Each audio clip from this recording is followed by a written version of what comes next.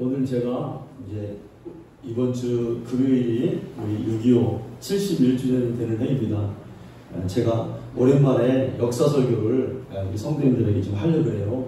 우리 아이들도 6.25가 뭔지, 또 전쟁이 주는 그 교훈이 뭔지, 지금 우리에게 이런 역사의식이 필요한 때인 줄로 믿습니다.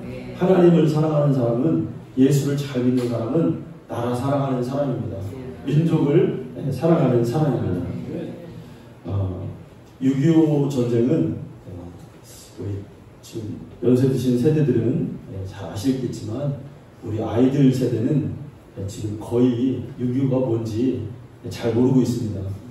그리고 TV의 방송을 보면은 민주화 운동에 대해서 굉장히 많이 얘기하죠. 그런데 정말 나라를 위해서 피 흘려서, 또 한국 사람뿐만 아니라 외국에서 와서 나라를 위해서, 우리나라를 위해서 이렇게 자기들의 목숨을 바친 분들의 어떤 그런 이야기가 우리가 지금 너무 안 하고 있고 모르고 있다는 사실입니다. 초등학교 3학년부터 6학년까지 아이들 3,600명 대상으로 설문조사를 했습니다. 6.25 전쟁이 뭐냐 아이들에게 3학년부터 6학년까지 물어봤어요. 오늘 제가 우리 에스더에게도 방에서 한번 물어봤어요. 6.25가 어느 나라와 싸운 전쟁이냐? 그러니까 쟤는 알긴 알더라고요. 근데 그 설문지에 보면은 아이들이 반 이상이 일본과 싸운 전쟁이다 이렇게 얘기하고, 또 뭐 조선시대에 일어난 전쟁이다 라고 말하는 아이들이 태반이라는 거예요. 18세 이상 성인들에게 6.25가 언제 일어난 해냐라고 물었더니 60%만 1950년도에 일어났다고 정확하게 대답하고, 나머지 20대 중에서 46%가 모른다고 그랬다고 합니다. 그러니까 6.25에 대해서 잘 모르는 거죠. 그런데 여러분, 성경에서 역사인식에 대해서 해답은 항상 어른들에게 물어봐라, 어른들은 역사에 대해서 이야기해 줘야 된다라는 구절이 있어요. 신명기 32장 7절에 보면 옛날을 기억하라, 역대의 연대를 생각하라, 내 아버지에게 물으라, 그가 내게 설명할 것이요 내 어른들에게 물으라, 그들이 내게 말하리로다. 어른들은 자녀들에게 고난의 역사에 대해서 말해줘야 될 의무가 있습니다. 그리고 우리 자녀들은 그것을 우리 부모님 세대에게 물어봐야 돼요, 자꾸. 그러니까 우리 어른 세대들께서는 6.25가 어떤 전쟁인지, 어떤 피해를 입었는지, 우리 민족이 얼마나만큼 어렵게 돼서 하나님의 은혜로 이만큼 잘 살게 되었는지를 우리 자녀들에게 끊임없이 얘기를 해줘야 돼요. 그리고 여러분, 집안에 있잖아요. 집안의 가정사를 어떤 분들은 가정에 있었던 일을 얘기 안 해주는 분들이 있어요. 근데 그 자체가 교육입니다. 집안의 힘든 일들을, 힘들었던 일, 특히 할머니, 할아버지가 어떤 분인지를 우리 자녀들에게 끊임없이 이야기해 줘야 돼요. 저는 우리 자녀들에게 끊임없이 이야기해 줍니다. 할머니가 어떤 분이고, 할아버지가 어떤 분이고, 또 아빠 어렸을 때는 제가 그랬죠. 맛있는 음식이 있으면 이거 아빠 때는 못 먹었다, 니들 이렇게 잘 살게 돼서 먹는다, 요거를 계속 얘기해 줘요. 우리 자녀들이 또 시작이다 또 시작이다 막 그래요. 근데 우리 아버님은 어렵게 광부로 자라셨어요. 광부셨어요. 근데 광산에서 그 일하는 불 속에서 일해서, 여러분, 보통 사람은 그 광산을 보면, 그 갱안을 보면은 못 들어갑니다. 그만큼 공포가 있어요. 깜깜하면서 그 들어갈 엄두를 못 내지요. 근데 거기서 그 수천 미터, 수백 미터 들어가서 탄을 캐서 나오면은 이게 몸이 다 버려요. 그 진폐라고 그러죠. 거기 병원에서 그렇게 돌아가셨어요. 그래서 우리 윤기리를 어렸을 때 아버지에게 데리고 와서, 너 할아버지가 누구 때문에 저렇게 고생한 줄 아냐? 그 할아버지 안 계시면 아버지도 없고 너도 없어 라고 얘기해 주죠. 여러분, 우리는 자녀들에게 우리 부모님 세대에 고생한 그 가정사를 정확히 얘기해 줘서 자기의 정체성을 우리가 교육시킬 필요가 있습니다. 여러분, 지금 이스라엘 나라가 저렇게 잘 살고 강대국이 된 이유가 여러분 어디에 있다고 생각하십니까? 그들이 뭐 머리가 좋아서, 그들이 뭐 그런 게 아니에요. 그들이 보면은 교육인데, 그들의 이스라엘 백성들의 그 교육의 포인트가 뭐냐, 그 교육시키는 방향성이 뭐냐, 자기네 백성들이 이스라엘이 고생했다는 거예요. 고생. 2000년 동안 나라 없이 떠들고 유대인들에게 360만 명이 아주 처참하게 학살당했다는 거예요. 그러니까 그들은 그 고난의 교육을 아이들에게 어렸을 때 시킴으로 인해서 이스라엘 민족을 사랑하게 만들어요. 이상하죠, 여러분? 고난받은 그 교육, 역사 교육을 시키면 그 아이가 나라를 사랑하게 하는 거예요. 그러니까 우리나라가 이렇게 잘 살게 됐잖아요. 그런데 그 외국에 있는 교포들 대표들이 우리나라에 오면 우리는 어디를 데려갑니까? 자, 봐라. 우리나라가 이렇게 잘 살게 됐다. 삼성전자를 데리고 가고 뭐 좋은 데 데리고 가잖아요. 근데 이스라엘은 전 세계의 그 민족이 흩어져 있는데 이스라엘을 방문하면 그 이스라엘은 어떻게 교육시키냐? 우리나라가 그때 독일에게 고통당했던 홀로코스트, 너희들의 조상들이 죽었던 처참하게 그렇게 억압당하고 목숨을 빼앗겼던 그런 장소들을 다 방문을 시킵니다. 그럼 아이들이 거기를 다 돌고 오면 딱 나라를 사랑하는 마음이 가슴 깊이 새기죠. 장교가 되려면 지금도 이스라엘은 마사다라고 하는 거기를 데려갑니다. 거기는 어디냐면 2000년 전에 그 민족이 로마를 피해가지고 끝까지 결상당해서 1000명의 남자들이 이스라엘 그 남자들이 1000명이 끝까지 항복하지 않고 결국은 자결을 하죠. 거기가 마사다예요. 그러니까 지금도 이스라엘의 장교가 되려면은 거기 가서 너희 선조들이 이렇게 했다 하면서 교육을 시키는 거예요. 그러면 이제 민족적 어떤 그런 것들이 가슴 깊이 새기게 되는 거죠. 여러분, 6.25를 경험하는 분들 대략 우리가 6.25를 통해서 얻는 교훈이 3가지 정도가 있어요. 뭐냐면 6.25를 그렇게 해서 잿더미 같은 정말 우리나라 그런 아주 폐허가 된 세계에서 유례 없는, 그런데 50년 만에 이렇게 잘 살게 된 것을 감사해야 된다, 이거예요. 그렇게 어렵게 우리가 폐허가 됐지만 지금 이렇게 잘 살게 된 것을 감사해야 된다. 첫 번째, 감사. 두 번째는 그 아픔을 잊어먹지 말고 교훈을 댁에서 다시 또 이런 역사가 반복될 수 있다는 것을 아이들에게 말함으로 인해서 왜 도대체 이게 왜 일어났고 왜 그런 처참한 전쟁이 일어났는지를 자꾸 우리가 되새겨서 앞으로는 이런 일 다시는 일어나지 않도록 대비하자는 거예요.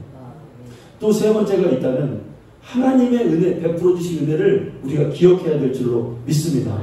덧붙여서 아무 우리와 상관도 없는 외국에 있는 병사들이 우리나라에 와서 그들이 파병해서 피 흘려서 이 나라를 지켰어요.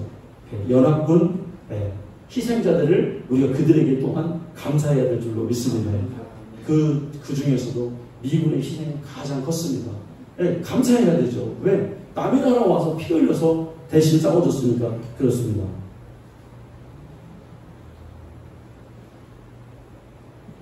여러분, 역사는 반복된다고 그러잖아요. 우리나라가 옛날부터 우리 대한민국이 전쟁이 많은 나라입니다. 그런데 그 대표적 전쟁 중에서 계속 이 전쟁사를 보면은 전쟁이 계속해서 그 동기와 그 모든 원인들이 다 똑같아요. 이것들이 계속해서 반복된다는 거예요. 우리 조선시대의 대표적 전쟁 2가지를 뽑으라면은 첫째가 임진왜란입니다. 1592년에 있었던 임진왜란. 두 번째는 고르고 그 뒤에 38년 후에 38년 후에 있었던 1636년의 병자호란이에요. 12월에 일어났습니다. 이 2가지의 전쟁이 우리가 잠깐 살펴볼 건데, 임진왜란은 일본의 도요토미 히데요시가 명나라와 전쟁하겠다고 배를 타고 우리나라에 와서 중국을 가려면 우리나라 문을 열으라는 거예요. 그래서 자기들이 우리나라를 가로질러서 그 명나라를 자기네가 정복하겠다는 거죠. 그게 명분이었습니다. 그런데 우리 대한민국은 그때 숙명사상을 우리가 가지고 있었어요. 숙명사상, 말 그대로 명나라, 지금 말하는 중국, 저 베이징에 있는 본토를 우리 대한민국 그 나라 사람들을 섬기고 있었다는 거예요. 조공도 갖다 주고 그 나라가 말하면 들어야 되고, 여자를 바치라고 하면 또 여자를 바치고, 또 왕이 되면 왕에 대한 그 책봉에 대한 것도 중국에게 허락을 명나라에게 받아야 됐습니다. 그러니까 우리는 명을 아버지 나라로 섬겼죠. 그러니까 일본이 명나라를 친다고 할 때 아들로서 부하의 나라로서 그렇게 문을 열어줄 수가 없었던 거예요. 문을 열어도 우리나라는 일본에게 짓밟히겠죠. 그러니까 일본과 그렇게 해서 전쟁이 붙은 거예요. 그러니까 우리나라 때문에 전쟁이 붙은 게 아니고 누구 때문에 붙은 거예요? 명나라 때문에 전쟁이 붙은 거예요. 그런데 그 전쟁이 7년 동안 전쟁이 있습니다. 근데 7년 동안 전쟁이 있는데 처음에는 게임이 안 되는 전쟁이었어요. 그러다가 이제 조선군의 의병들의 저항, 그리고 우리 잘 아는 그때의 장군이 나왔죠. 그게 이순신 장군. 이순신 장군이 활약으로 이제 일본이 나중에는 물러갔어요. 근데 7년 동안 엄청난 피해를 안겼습니다. 그리고 전쟁이 끝났어요. 그리고 나서 정확하게 38년 후에 일어난 전쟁이 병자호란이에요. 임진왜란 1592년, 38년 후에 1636년에 이제 병자호란이 일어났습니다. 이 전쟁은 청나라, 일본은 명나라도 있고 땅이 그러니까 청나라도 있었어요. 만주 쪽. 근데 이 청나라로부터의 침략을 받은 전쟁이죠. 청태종 홍타이즈라는 이 사람이, 이 왕이 14만 명의 대군을 이끌고 1636년 12월 10일 압록강을 건넜습니다. 우리나라의 저 북단에 있는 압록강, 1636년 12월 10일 추운 겨울에 압록강을 건넜어요. 근데 압록강을 건너자마자 서울 남한산성까지 며칠 날 도착했냐? 12월 15일 날 남한산성까지 도착했다는 거예요. 그러니까 그때는 도로도 없고 막 그 사람들이 말 타고 내려오는데 압록강서부터 서울까지 5일 만에 그냥 내려온 거예요. 이 얘기는 무슨 얘기냐면 싸우고 자식을 더 뒀다 이거예요. 뭐냐, 그냥 말 타고 내리 달린 거예요. 그냥 누구 대항군이 없었던 거예요. 그러니까 그들이 그냥 쭉 내려오면 그게 바로 그냥 걔네 땅이 되는 거예요. 싸우고 말고 자식할 게 없는 거예요. 이제 우리나라가 45일 동안 그 강화도에서 인조가 피신해서 버티다가 45일 만에 이제 항복을 하고 조약을 맺게 됩니다. 그런데 이 두 전쟁을 살펴보면 임진왜란은 7년 전쟁이고 병자호란은 2달 전쟁입니다.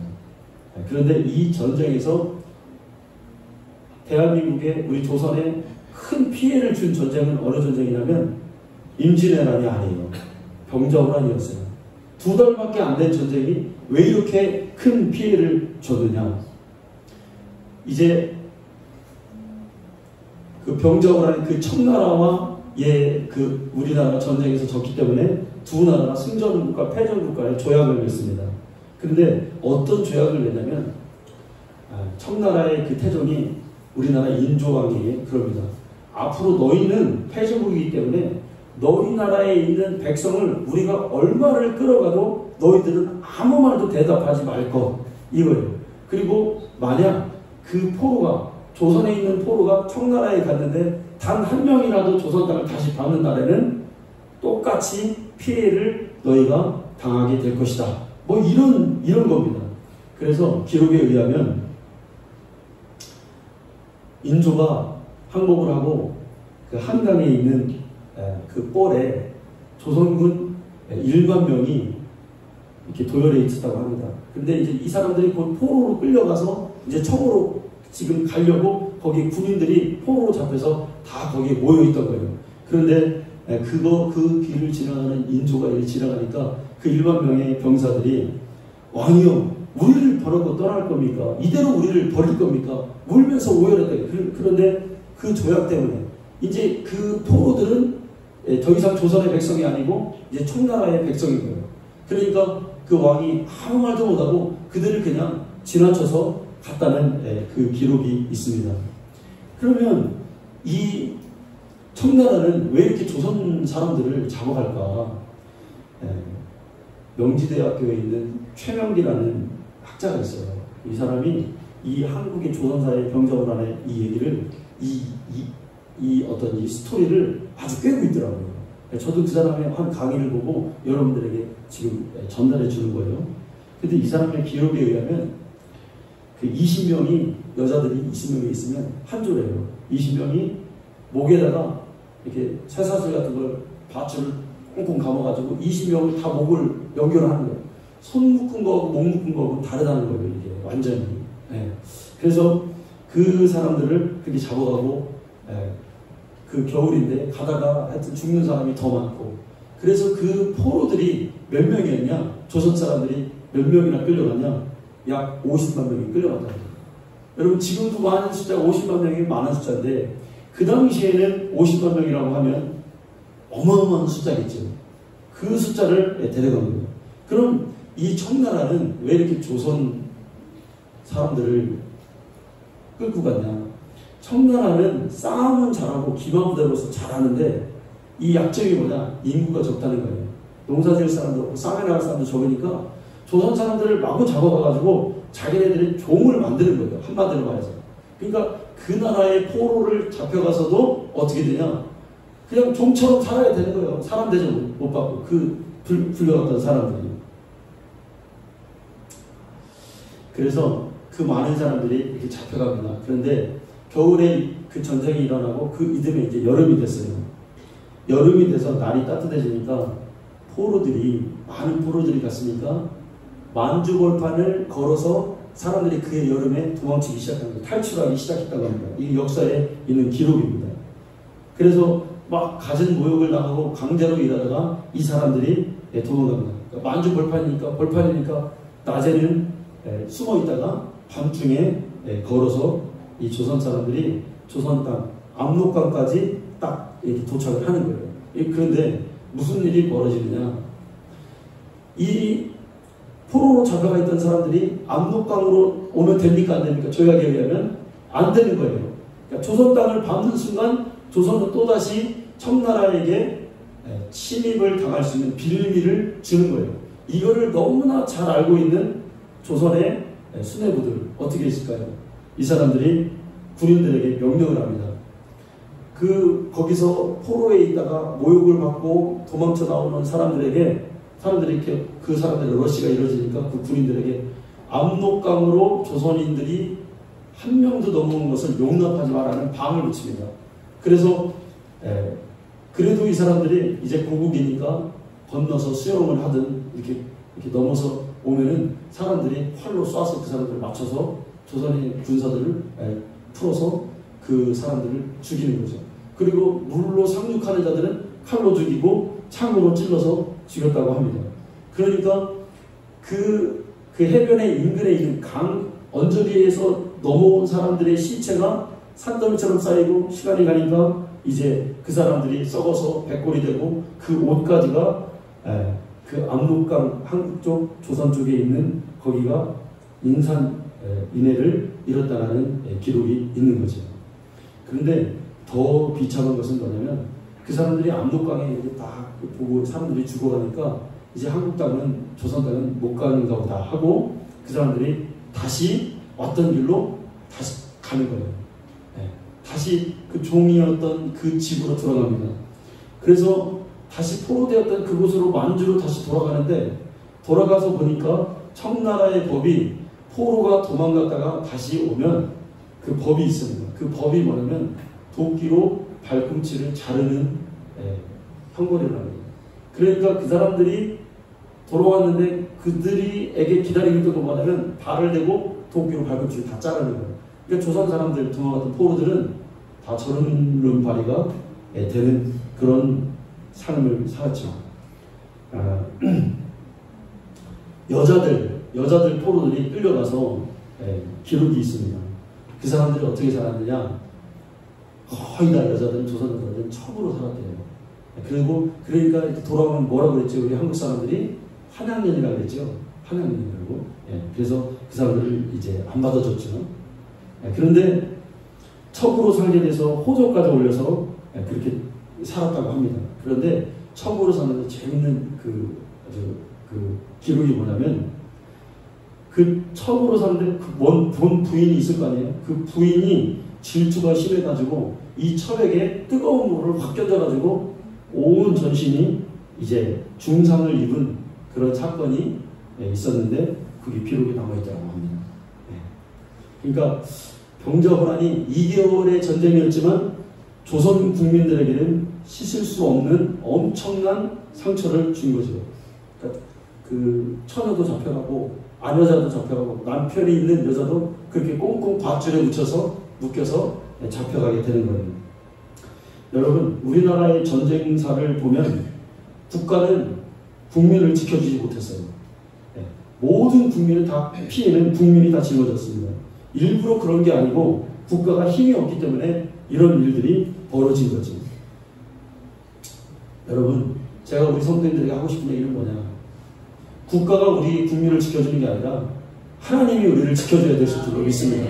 우리에게는 어떤 것도 믿는 게 아니라 하나님을 믿고 하나님께 도움을 구하는 우리가 되어야 될 줄로 믿습니다.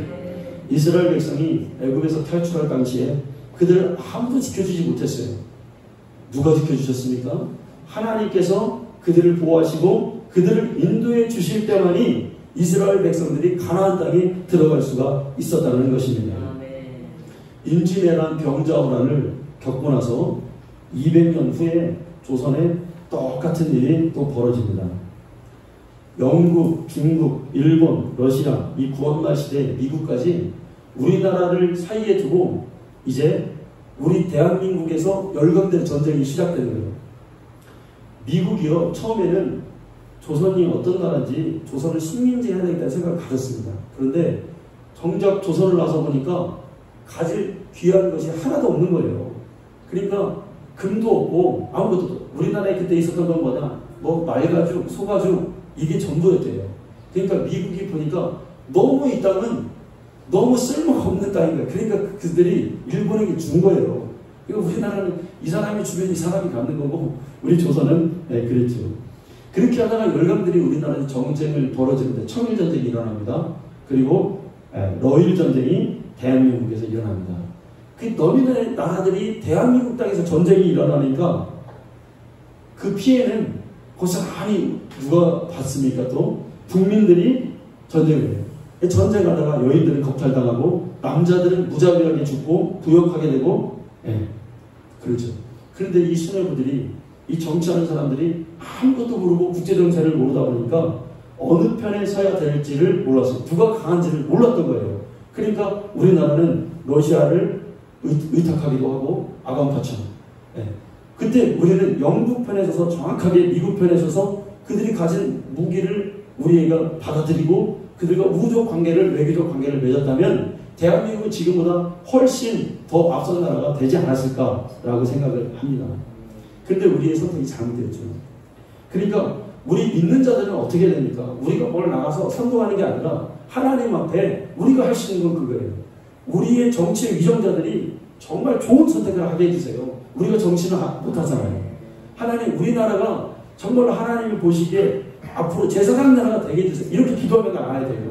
올바른 선택을 하게 해주세요. 이 전쟁이, 이런 일이 있고 나서 또 똑같이 50년 후에 한국전쟁이 또 발발해요. 계속 반복되는 거예요, 지금. 뭐 우리가 잘못해서 싸우는 게 아니라 힘이 없어서 우리나라를 사이에 두고 전쟁이 일어나는 거죠. 남북전쟁이 일어났어요. 남한과 북한이 싸우는 게 아니라 어떻게 하다 보니까 열강에 의해서 나라가 분단되었습니다. 남북으로. 그러니까 북쪽은 소련이 가져야겠다는 거고 남쪽은 미국이 신탁 통치가 이루어졌어요. 그리고 거기에 중국의 개입이 있었습니다. 그러니까 이 강대국 사이에서 또 전쟁이 또 일어나는 거예요. 그러니까 우리 전쟁이 아닌 또 뒤에 보이지 않는 강한 나라들 사이에서 전쟁이 일어난 겁니다. 여러분, 6.25에 의해서 사상자가 누가 제일 많이 일어났을까요? 누가 제일 많이 죽었을까요? 민간인이 제일 많이 죽었습니다. 아무 힘없는 사람들이 죽었어요. 국군과 유엔군을 합쳐서 유엔군은 아마 4만 명쯤 죽었던 것 같아요. 그 중에서 3만 6천 명이 미군이었어요. 국군과 유엔군 합쳐서 18만 명이 죽습니다. 18만 명이면 어느 정도 될까요, 여러분? 그게 몇 년 사이에 다 죽었어요. 그러면 조선인민군은 몇 명이 죽었냐? 52만 명이 죽었다고 해요. 52만 명. 창원에, 이 시내에 있는 인구가 한 52만 명쯤 되겠죠. 다 합치면 100만이지만 다 그냥 죽은 거예요. 민간인이 100만 명 죽고 제일 많이 군인 중에서 죽은 사람이 여러분 누굴까요? 중공군이 90만 명이 죽었대요. 근데 여기 중공군이 90만 명이 죽은 게 의미가 있어요. 자, 이렇게 이 사람들이 죽고 죄 없는 사람들이 이제 김일성이가 6.25 전쟁 후에 북한에 있는 어떤 우호 단체의 사람들을 총으로 죽인 게 아니고 때려서 돌로 죽창으로 찔러서 죽였어요. 전쟁이 이만큼 무서운 거예요. 산 사람을 갖다가 창으로 찔러 죽이는 거예요. 몇 명이 죽었냐? 6만 명을 몽둥이나 죽창으로 북한에 있는 인사들을 김일성이 죽였다는 거예요. 6만 명을 죽였어요. 전쟁 고아가 10만 명 이상 났고 수많은 사람들이 죽었죠. 북한만 그렇게 죽인 건 아니에요, 여러분. 남한에서도 똑같은 일이 반공 단체들이 빨갱이라는 미명하에 거기는 물론 뭐 그런 사상을 가진 사람도 죽기도 했지만 죄 없는 사람, 억울하게 누명 써서 죽은 사람도 엄청 나갑니다. 보도연맹 단체가 남한에 있는 빨갱이를 수청한다는 미명하에 죽인 인원이 20만 명. 20만 명이 남한에서 전쟁 후에 다 죽은 거예요. 그런데 중국이 6.25에서 중국군이 90만 명이 죽었습니다. 이것은 무엇을 말하냐면 자신의 군대를 그만큼 죽일 만큼 90만 명을 죽일 만큼 너네 나라 전쟁에서 한반도에서 죽일 만큼 그들이 한국을 어떻게 보냐 엄청난 관심과 엄청난 그런 앞으로도 이런 전쟁이 또 일어나면 중국은 가만히 있지 않겠다가는 그러니까 그들의 희생을 그들은 지금도 기억하고 있어요. 중국의 지도부는 90만 명을 6.25에서 희생시킨 그 생각을 중국 지도부는 지금도 가지고 있습니다. 시진핑도 분명히 가지고 있습니다. 여러분 얼마 전에 BTS가 이런 발표를 했어요. 대한민국의 전쟁에 희생한 외국의 군인들 감사하다 이런 인사를 했죠. 그때 어떻게 됐습니까? 중국에서 BTS 불매운동이 그 온 나라에서 불처럼 번졌어요. 왜 그런 소리를 하냐? 우리 중국은 거기에서 전쟁 참여자인데 너희가 그렇게 너희 나라를 했던 그 군인들을 BTS가 그들에게 감사하다고 인사해? 여러분 당연히 우리나라의 BTS가 그 인사를 할 수 있죠. 왜? 우리나라에서 전쟁을 지금도 교회에 여러분 뭐니 해도 모르겠습니다. 그 세대교회 그 목사님은 옛날부터 그 수백 명의 전쟁 용사들을 그 교회로 초청해요. 교회를 초청해서 그분들에게 감사하라고 항공권, 호텔을 다 해주고 그 교회가 하더라고요. 그렇게. 그리고 그들을 다 건강시켜주고 그들에게 또 물적 지원도 해주고 그런 일들을 하고 있더라고요. 올해는 온라인으로 또 하고 있더라고요. 정말로 여러분 귀한 일을 하고 있는 거죠. 예.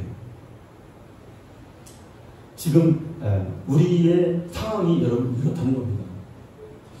그런데 여러분 놀라운 건 50년 전 그 계속해서 반복됐던 역사의 일들이 지금 대한민국 사이에서 또 일어나고 있는 거예요. 이게 여러분 이게 중요한 거예요. 이게 지금 또 일어나고 지금 열강들 사이에서 우리가 또 틈에 끼어 있구나. 뭔가 선택을 하지 않으면 또 불이익을 당하고 있는구나. 지정학적 위치에서 불이익을 당하고. 여러분 어떤 일이 있습니까? 지금 미국과 중국이 세계에서 두 강대국인데 이 나라들이 연일 어떤 일을 하고 있어요? 우리 한국 보고 얼마 전에도 중국의 왕이 그 외교 장관이 한국 너희들 빨리 어느 나라를 선택할 건지 결정을 해라 라고 또 엄포를 또 놨습니다. 미국은 미국대로 또 대한민국의 대통령을 불러다가 반도체에다가 뭐 어떻게 하고 중국 견제하기 위해서 하고 있습니다. 우리 한국은 지금 또 어떤 선택을 해야 돼요? 여러분 우리가 이때 할 수 있는 일이 무엇이 있습니까? 누구 한 사람을 욕하는 게 아니라 하나님 앞에 우리가 어떤 결정을 해야 될지 우리 위정자들에게 지혜를 주시라고 우리 대한민국을 지켜달라고 기도하며 나아가야 될 줄로 믿습니다. 그런데 여러분 우리가 지금은 어느 편에 서야 될까? 중국 편에 서면 안 됩니다. 우리는 미국 편에 서야 돼요. 왜 그렇습니까? 근본을 봐야죠. 미국은 자유민주주의를 추구하고 있어요. 기독교 나라를 추구하고 있어요. 그러니까 세계의 힘을 좌지하는 나라는 아직까지 미국입니다. 어쨌든 여러분 강한 편에 서야 우리 대한민국이 어떻게 됩니까? 대한민국이 살아갈 수가 있어요. 자, 그런데 중요한 건 뭐냐면 미국을 만약 믿어서는 되냐? 될까요? 자, 이스라엘의 역사를 봅니다. 이스라엘이 저쪽 아수르가 쳐들어오려고 하니까, 아람이 유다를 쳐들으려고 하니까 이 사람들이 누구를 의존합니까? 저기 애굽에 있는 병마를, 기병부대를 의존해요. 하나님이 히스기야 왕을, 이사야 선지자를 통해서 히스기야 왕을 책망합니다. 너희가 지금 누구를 의존하느냐? 애굽에 있는 병마가 너희를 지켜줬던 싶으냐? 너희는 하나님을 의지해야 된다 라고 하나님이 선지자를 통해서 말씀하시죠. 여러분, 미국 편에 사는 건 좋습니다. 그런데 우리는 근본적인 건 누구를 의지해야 돼요? 하나님을 의지해야 돼요. 미국 대통령이 우리를 지켜주지 않습니다. 못합니다. 네, 끝까지 지켜주지 못합니다. 하나님이 우리를 지켜줘야 우리 대한민국이 살 수가 있죠. 여러분들, 우리 기도해야 돼요. 하나님, 나라 민족을 위해서 정말 기도해야 돼요. 하나님, 우리 민족이 미국 편에 서긴 서지만 하나님 지켜주세요. 이 미국이라는 나라도 잘못된 게 뭐예요? 온통 이 나라가 동성애를 찬성하고 막 하나님 싫어하는 법안들이 막 이런, 언제 망할지 몰라. 언제는 망할지 몰라. 저렇게 타락해 가고 있어요. 그러니 우리가 하나님밖에 의존할 때가 어떻게, 만약에 하나님이 미국을 심판하는 날 미국을 의존하는 우리도 위태로워져. 그러니까 우리 미국 위해서도 기도해야 돼. 하나님, 저 나라가, 하나님 복 주셔서 저 청교도들이 복을 받았는데 저 나라가 정말 기독교 국가, 성경적 가치를 갖는 국가가 되게 해주세요. 여러분, 우리 대한민국이 지금 이렇게 잘 사는 나라가 되었습니다. 옛날에 6.25 전쟁이 일어나고 우리 대한민국은 이디오피아가 우리나라를 도와줄 정도의 가난한 나라였어요. 여러분, 이디오피아가 어떤 나라입니까? 막 굶어 죽는 거예요. 그 나라가. 그 나라보다도 더 못 사는 나라가 한국이었어요. 한국이었습니다. 네. 뭐 아이들은 다 고아라, 막 다 옷 벗고 빨개 벗고 돌아다니면서 국어로도 다니고, 미군들이, 목사님, 우리 학생들 잘 보세요. 목사님 어렸을 때만 해도 그 해변에 미군들이 와 있었어요. 그 대천 해수욕장 그 옆에 철조망 오셔서 못 들어가. 군 지역이요. 그러면 미군한테 제가 중학교 1학년 때 나게요. 그 친구들하고 가면은 거기 사는 애들이 미군이 이렇게 있으면 헬프미 초콜릿. 저 어렸을 때까지도 그랬어요. 70년 거의 80년대까지 미군한테. 그러면 미군이 막 뭐 그때 보니까 막 뭐라고 하는 것 같아. 그럼 무서워서 도망가기도 하고, 어떤 사람은 초콜릿 막 던져주기도 하고, 껌도 막 던져주고, 그렇게 살았습니다. 네. 우리 권사님 사람들 보릿고개 밥도 못 먹고 그런 시대가 있었죠. 근데 우리 한국이 이렇게 잘 살게 된 원인이 있어요, 여러분. 뭘까요? 제가 보기엔 그래요. 우리 선조들이 하나님을 잘 섬겼어요. 하나님, 기독교가 우리 대한민국에 들어왔어요. 그러니까 곳곳마다 교회가 다 들어서고, 막 시골 마을마다 교회가 세워지고, 막 성도들이 뜨겁게 기도하고, 하나님 도와주세요. 어려운 시절에 도와주세요. 영적인 나라가 된 거예요. 그래서 한국이 이처럼 하나님이 세계, 정말 우리가 모르게 모르니까 이처럼 우리가 잘 사는 걸 모르고 있는 거예요. 여러분, 겨울에 아무 때나 뜨거운 물로 목욕할 수 있는 나라. 목사님 고등학교 때만 해도 뜨거운 물이 없었어요. 불 떼서 떼어가지고 물 데워가지고 목욕이랑 가끔 오고 목욕탕 가끔 가고 그거지. 예. 근데 지금 우리가 아무 때나 뜨거운 물로 펑펑 쓰면서 목욕할 수 있는 전 세계 인구가 8%예요, 여러분. 그러니까 10%가 안 돼. 그렇게 잘 사는 나라가. 우리 한국이 먹고 싶으면 햄버거니 뭐니 콜라니 뭐니 닭이니 치킨 사다 놔도 애들이 안 먹어. 옛날에 통닭 그거 한번 먹으려면 뼈까지 다 오들오들 씹어 먹었어, 여러분. 목사님 어렸을 때 그렇게 살았어요. 그런데 지금은 막 내 치킨 한 마리 시켜놔도 돼요. 미치고요. 애들이 안 먹어요, 여러분. 제가 전 빵이 여러분 보면 쳐다보지도 않아. 배불렀어요. 네. 막 내버리고.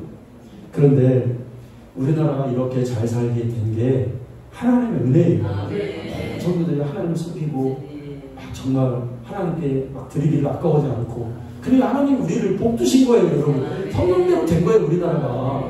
네. 이스라엘이 하나님 편에 섰을 때는 항상 그 나라가 태평성대를 이뤘습니다. 다윗 왕이 하나님을 잘 섬기니까 정말 지도자가 중요하죠. 네. 그러니까 여호사밧이 전쟁이 있을 때마다 하나님을 의지하니까 전쟁에서 이겨요. 그러면 전리품을 가져. 그러니까 나라가 부강하게 되는 거죠. 하나님을 의지할 때 그 나라는 평화가 있네요.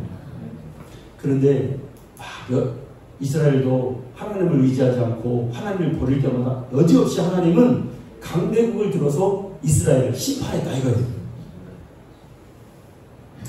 오늘 여러분 말씀을 보면은 하나님이 이스라엘 우리나라하고 비슷한 게 많죠. 남과 북이 갈렸어요. 그런데 하나님이 원하는 거 뭐냐면 23절에 보니까 야 에스겔에게 명령이에요. 막대기 2개를 가져다가 가로 세로로 놓으라는 거예요. 그러면서 이렇게 너희 두 민족이 하나가 되는 것을 하나님이 원하신다라고 에스겔에게 선포하라고 말했습니다. 그래서 너희 나라가 하나님을 섬기는 23절에 보니까 너희는 내 백성이 되고 나는 너의 하나님이 되리라. 너희가 제사장 나라가 되는 것이 하나님의 뜻이다 그랬어요. 근데 이 대목을 잘 보면 북이스라엘은 하나님을 멀리하고 온갖 우상을 섬기고 하나님을 버린 민족이 북이스라엘이었어요. 그리고 그 나라는 일찍 망했습니다. 그런데 하나님은 그들을 불쌍히 여기시고 이스라엘을 원래 선택했던 제사장 나라가 되기를 원했던 하나님의 마음이 그 마음 가운데 있었던 거예요. 그래서 다시 돌아오라. 여러분 결국은 어떻게 됐어요? 이스라엘이 48년도에 딱 통일을 이루고 나라를 이뤄서 지금은 정말 하나님을 섬기는 그런 나라가 지금 되어 있잖아요. 하나님은 남한을 사랑하시죠. 그래서 교회를 주셨고 또 우리 남한을 이렇게 태평양대로 잘 되게 했어요. 그런데 남한의 교회들이 기도하지 않고 영적인 잠을 계속 자고 있을 때는 하나님은 잘못하면 외국에 있는 강대국을 들어서 하나님의 몽둥이로 사용하실 수 있다는 사실을 우리가 인지하고 있어요. 이스라엘의 성경을 보면 그렇다는 거예요. 자, 저 북한을 보겠습니다. 저 북한의 정권이 하나님을 철저히 무시하고 예수 믿는 자를 핍박하고 지금 북한에 있는 그 교회들, 옛날에 있었던 산정교회에 있던 자리에 뭐가 있냐면 김일성 동상이 그 자리에 정확하게 서 있습니다. 의도적으로 그들은 그렇게 교회를 허물어버리고 우상을 만들었습니다. 자, 그런데 하나님은 남한을 사랑하시지만, 유다를 사랑하신 것처럼 사랑하시지만 북한의 백성들을 사랑하실까요? 사랑하십니다. 아멘. 네. 북한을 하나님이 버린 게 아니에요. 물론 저 수뇌부, 그러니까 지금 중국에 있는 탈북을에 있는 여자들이 여러분 몇 명이 중국을 떠도는지 아세요? 여러분 30만 명이 중국을 떠돌아서 그들이 온갖 범죄에 지켜줄 사람이 없으니까 노출되어 있어요. 그들의 인권, 그들의 삶, 이것을 우리가 외면해서는 안 돼요. 단 그 국민을 외면하고 그 국민을 불쌍하게 여기지 않고 핵무기를 만들어서 그렇게 전쟁을 위협하는 저 수뇌부들은 철저하게 멸망받아야 마땅합니다. 우리는 그리고 그렇게 기도해야 됩니다. 왜? 저 김정은 저들이 있는 한 국민들은 그 갇혀서 생각해보세요. 어디 갈 수도 없고 자유도 없고 먹을 마실 아무 자유도 없고 하나님 앞에 예배할 수 있는 자유가 저기는 박탈되어 있습니다. 그들이 빨리 지하에 있는 성도들 예수 믿다가 만약에 발각돼서 나오면 탱크로 머리를 깔려 죽인답니다. 하나님 앞에 그런 자유가 없는 저 국가가 빨리 벗어나서 저 수뇌부들이 멸망해서 저 나라에 자유가 임해서 저 백성이 하나님 앞에 나올 수 있도록 예수 안 믿으면 어쨌든 안 되잖아요. 여러분. 그러니까 우리가 북한을 위해서 기도해야 됩니다. 특히 남한 정부, 저 정권에 신봉하는 자들, 그들 그렇게 하면 안 됩니다. 철저히 저들을 그렇게 하는 저 수뇌부를 따르는 것이 아니라 우리는 저 불쌍한 백성들, 여러분 인권 하는데 그렇게 북한 여성들이 하는 중국에 있는 여성들 지금도 탈출하기 위해서 온갖 고생하는 그들의 인권을 우리는 생각해야 됩니다. 수용소에서 온갖 고통을 당하는 정치수용소에 있는 그들의 인권이 사실 더 중요한 것입니다. 우리는 이런 사실을 분명하게 깨닫고 정말 어떻게 기도해야 될 것인가. 정말 하나님 마지막 때에 우리 대한민국이 제사장 나라 되게 해주세요. 통일되어서 저 북한에 마음껏 복음이 들어가서 정말 우리 대한민국이 정말 이 마지막 때에 복음을 전하는 그런 국가가 되게 해달라고 우린 방향성을 잘 잡아야 됩니다. 다윗 왕 때 이스라엘은 완전한 태평성대를 이뤘습니다. 그런데 이 나라가 언제 허물어집니까? 솔로몬이 왕이 됩니다. 솔로몬이 태어나자마자 하나님이 솔로몬의 이름을 지어주셨어요. 그 솔로몬의 옛날에 원래 이름은 여디디야입니다. 여디디야.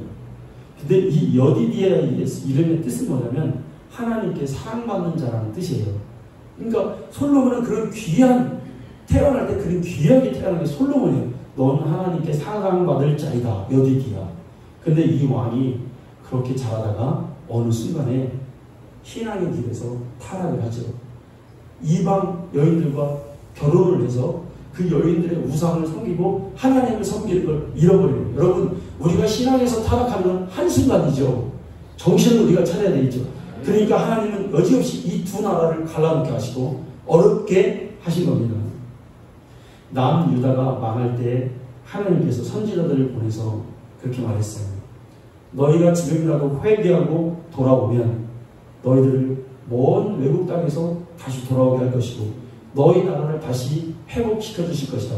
돌아오라. 하나님께 돌아오라. 다른 나라를 의지하지 말고 하나님께 돌아오라. 자, 여러분, 정치로 우리 믿는 자들은 정치를 의지하는 게 아니라 누구 어떠한 한 사람을 의존하는 게 아닙니다.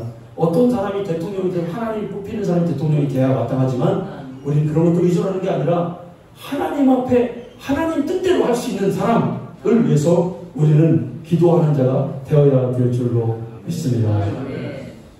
이스라엘이 전쟁할 때 여호사밧 왕이 이랬어요. 전쟁은 여호와께 속한 것입니다. 저 있는 이스라엘을 멸망하게 된 강대국들이 왔을 때 하나님, 우리는 능력도 없고 어떻게 대처할 줄도 모릅니다. 하나님께 납작 엎드릴 때 하나님 그러셨어요. 그래, 전쟁은 나에게 속한 것이다. 그런데 하나님의 이 승리의 방정식은, 성경에 있던 승리의 방정식은 달라지지 않았어요. 오늘 우리 민족에게도, 오늘 이 세계에서도 하나님을 의지하는 자는 살 것이고 하나님을 의지하는 민족은 흥왕하게 될 것이고 마지막 천지가 개벽하는 한이 있어도 하나님은 그 민족을 구원해 주실 것입니다. 성도님들, 우리 대한민국을 위해서 기도하시고 정말 다시 이런 하나님, 우리가 타락해서 다시 이런 전쟁이 일어나지 않게 해주세요. 다시 우리나라 이런 비극이 일어나지 않게 해주세요. 하는 정말 나라를 사랑하는 우리 성도님들이 되시기를 축원합니다. 기도하겠습니다.